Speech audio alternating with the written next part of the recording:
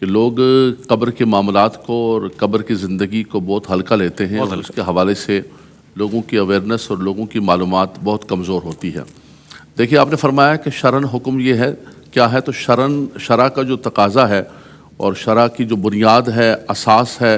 اور اس کا جو ماخذ ہے وہ قرآن ہے اور حدیث۔ بالکل ایسا ہی ہے، بالکل۔ انی ترکت فیکم الثقلین اولہما کتاب اللہ فیہ الہدی والنور وسنتی، یہ بنیاد ہے۔ سبحان اللہ، سبحان اللہ۔ تو قرآن مجید فرقان حمید کے اندر رب تبارک و تعالی نے فرمایا النار یعرضون علیہا غدوا وعشیا،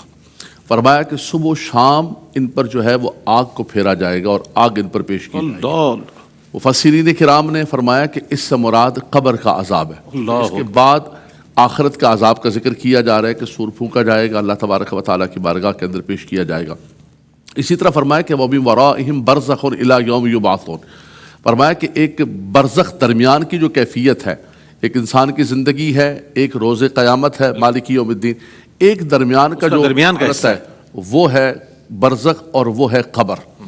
پھر نبی کریم صلی اللہ تعالیٰ علیہ وسلم کی خود احادیث طیبہ کہ اللہ کے نبی صلی اللہ علیہ وسلم نے اپنی زبان مبارک سے خود فرمایا، تو وہ دین کی اتھارٹی ہے، بے شک، وہ شارع ہیں، ان کا کہنا ہی دین ہے۔ اور قرآن ناطق ہے آپ۔ سبحان اللہ، قرآن ناطق ہے۔ انہوں نے جو فرمایا، اب اس کے بعد کوئی بندہ تلاش کرے کہ یار اس کی دلیل کیا ہے، اس کا فلاں کیا ہے، اور احادیث طیبہ بھی تو تواتر کے ساتھ ہے، اور سیاہ ستہ کی احادیث طیبہ ہیں، امام بخاری نے، مسلم نے، ترمذی نے، سب تمام جو ہے محدثین کرام انہوں نے نقل فرمائی ہیں۔ ام المومنین سیدہ عائشہ صدیقہ رضی اللہ تعالیٰ عنہا، رضی اللہ تعالیٰ عنہا،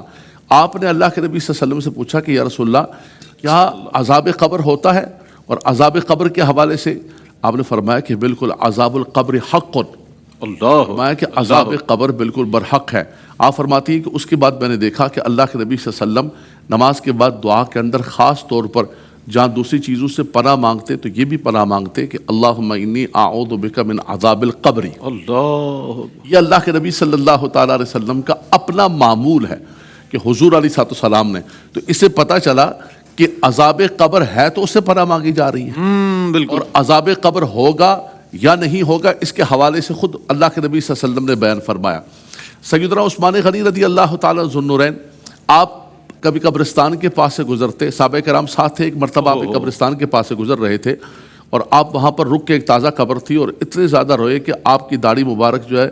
وہ آنسوں سے بھر گئی، اور اس کے بعد آپ نے فرمایا، اللہ کے نبی صلی اللہ علیہ وسلم کا فرمان نقل کیا کہ حضور نے فرمایا کہ القبر اول منزل من منازل الاخرہ، بے شک، بے شک، فرمایا قبر آخرت کی منازل میں سے پہلی منزل ہے، یہاں کامیاب ہو گیا وہ وہاں کامیاب ہو گیا۔ تو اس کا مطلب ہے کہ اس کا خوف اور اس کے حوالے سے فکر،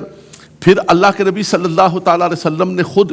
جو سوالات کیے جائیں گے، من ربک ما دینک ما کنت تقول فی حق ھذا الرجل، ان سوالات کے بعد فرمایا کہ جو کامیاب ہوگا تو اچانک آواز آئے گی اجعل قبرہ روضۃ من ریاض الجنہ، کیا بات ہے، فرمایا کہ اس کی قبر کو جنت کے باغوں میں سے باغ بنا دو،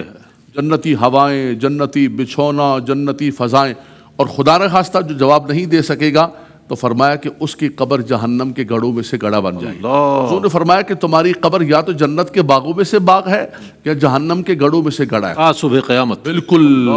جب تک سور پھونکا جائے گا اور قیامت کے لیے ہانکا جائے گا۔ اب تمہاری اپنی مرضی ہے کہ تم اپنی اس قبر کو سنوارنے کے اعمال کرو، کیا بات، اور ان قبر کو مزین کرنے کے اعمال کرو۔ آخری حدیث پاک میں عرض جی کروں گا فرمائیے، کہ عذاب قبر ہوتا ہے یا نہیں ہوتا ہے، اور اس کی شرعی حیثیت کیا ہے، قرآن کیا کہتا ہے، نبی کریم صلی اللہ تعالیٰ علیہ وسلم کیا فرماتے ہیں۔ اللہ کے نبی صلی اللہ علیہ وسلم جو ہے وہ تشریف لے جا رہے ہیں قبرستان سے، اچانک حضور نے ایک ٹینی کو توڑا اور ایک قبر پہ لگایا، بلکہ توڑ کر دو قبروں پہ لگایا۔ حضور علیہ السلام نے فرمایا کہ یہ دو قبر والوں کو عذاب ہو رہا تھا،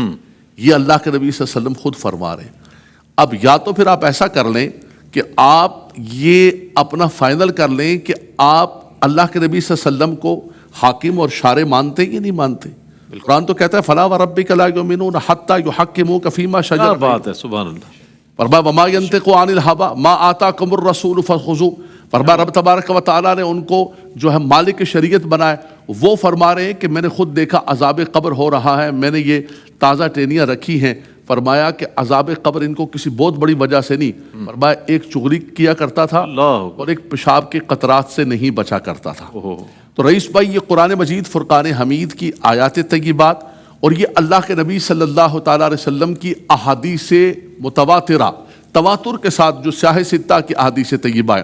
دوسری بات یہ کہ ہمارا کنسپٹ یہ ہے کہ یہ زندگی ایک عارضی زندگی ہے، یہاں سے ہم کہتے ہیں فلاں کا انتقال ہو گیا، بالکل وہ یہاں سے وہاں منتقل ہو گیا۔ کہتے ہیں موت کو سمجھا ہے غافل اختتام زندگی،